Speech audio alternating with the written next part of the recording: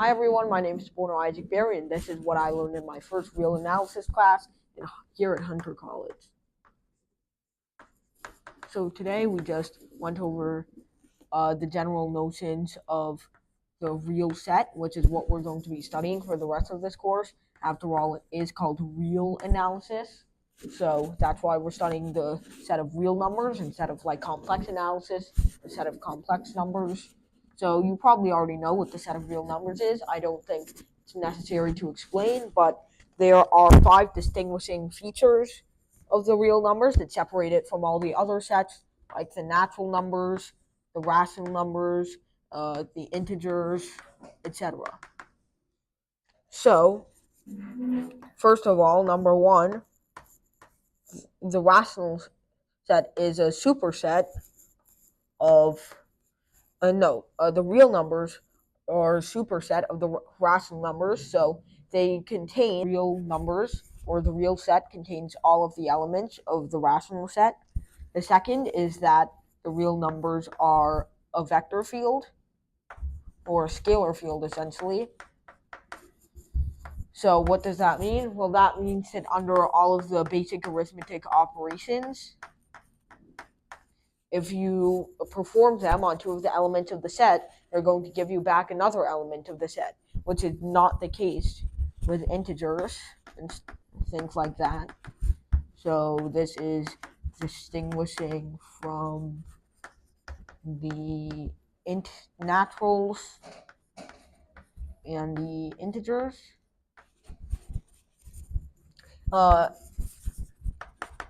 And this also includes the notion of commutativity and associativity.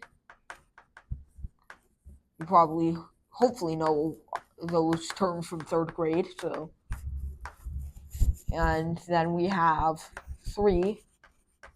R is ordered. So essentially, what that means is that we can say for some 2 elements in the set, A is in R, B is in R. We can say either A is less than B, A is equal to B, or A is greater than B. So that's an ordered set. So you might ask, what kind of set is not ordered? So for example, a set of vectors might not be ordered. And now we have that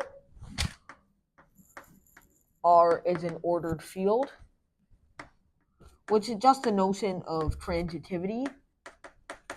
So essentially, if we have A is less than B, B is less than C, and A, B, and C are in R, then A is less than C. So that's transitivity. And you might be thinking, well, all of these also apply to the set of rational numbers. So 5 is going to be the one that distinguishes everything from the rational numbers, and that's going to be that the axiom of completeness,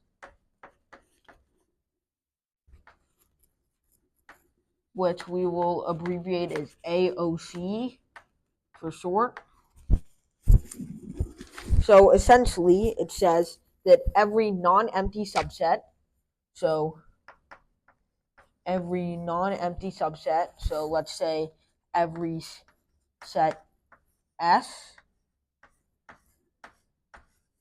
that is a subset of R, and S is not the empty set. At least this is what it looks like. That has an upper bound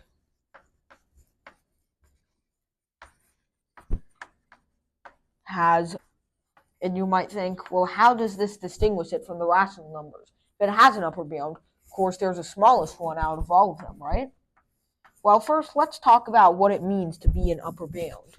So there's no eraser here, so I'll just erase with my hands. Out upper bounds and lower bounds. Now this has a hint of blue in it.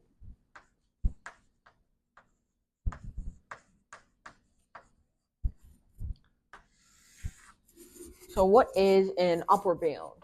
So let's say, for example, we have the set of integers 1, 2, 3, 4.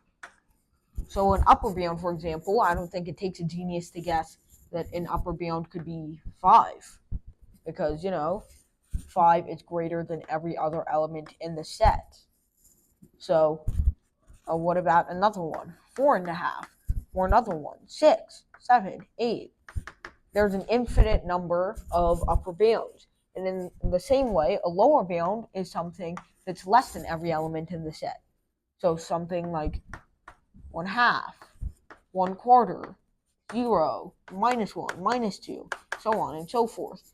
Infinite numbers. Now, I can quickly write down the definition of the upper bound. So, for all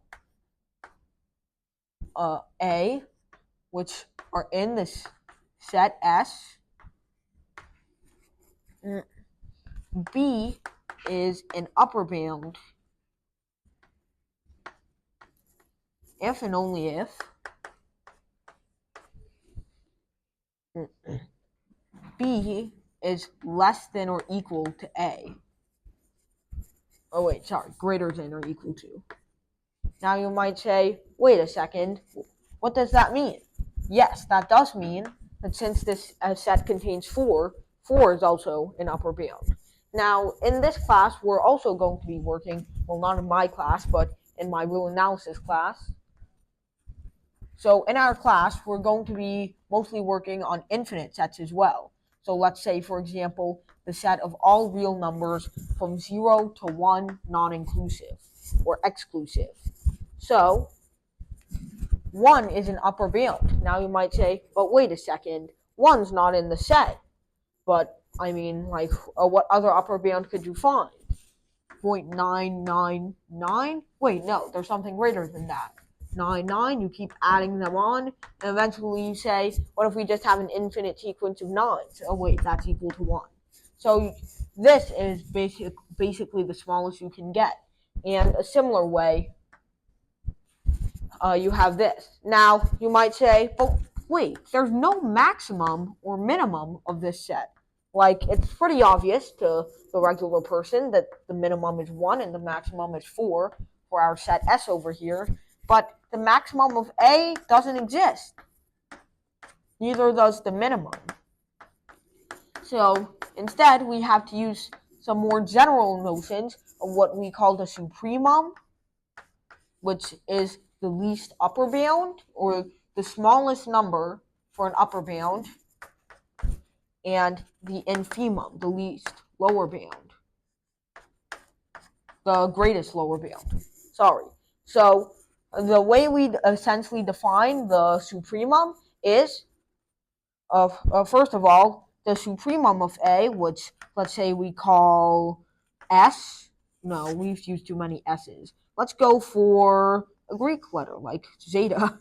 No, I'm just kidding. Let's go with phi for now. So let's say phi is the supremum of A. Oh, okay. So essentially, this means that phi. So this means that A, phi is least upper is an upper bound. So it's greater than all the elements in the set by the definition we provided before. And secondly, if we pick some other upper bound, phi prime, then we have that phi is always less than or equal to phi prime. All right? So that is our definition of the supremum and our infimum. Now, there were some unresolved mysteries that we still have to figure out. Like, for example, the series of the inverse of all natural numbers. 1, 1 over 2, 1 over 3, 1 over 4, etc.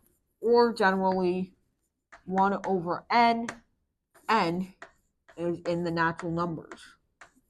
And for this class, we're not including 0.